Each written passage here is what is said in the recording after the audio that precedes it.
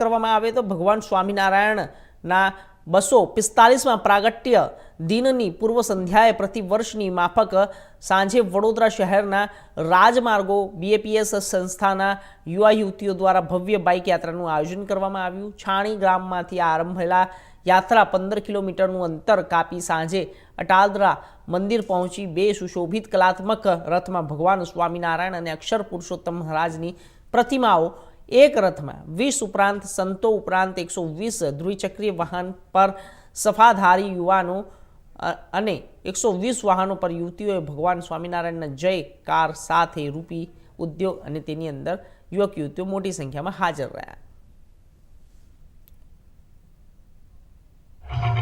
જય સ્વામિનારાયણ। પરબ્રહ્મ ભગવાન શ્રી સ્વામિનારાયણ તેમનું પ્રાગટ્ય આજથી 245 વર્ષ પૂર્વે ચૈત્ર સુદ નોમના દિવસે થયું હતું। તેમની સ્મૃતિમાં વિવિધ પ્રકારના આયોજન અત્યારે બધા ઉજવાઈ રહ્યા છે।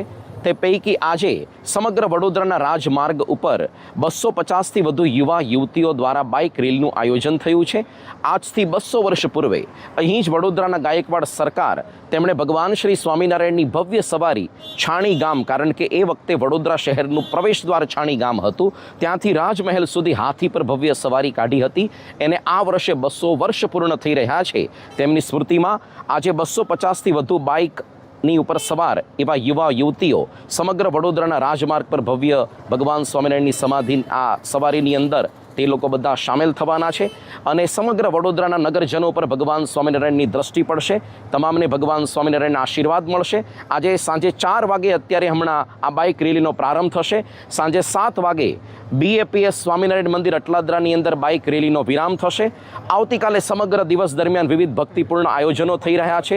હરિભક્તો ભક્તિભાવપૂર્વક ઘરે તૈયાર કરેલ વ્યંજન એ ભગવાનને અર્પણ કરવા માટે મંદિરમાં પોતાના જ વાસણની અંદર લઈ આવશે। આવી લગભગ 3245 જેટલી વાનગીઓનો અન્નકૂટ એના દર્શન આપણને અટલાદરા મંદિરમાં સવારે 9 થી 12 દરમિયાન અને સાંજે 4 થી 6 દરમિયાન તેનો લાભ પ્રાપ્ત થશે।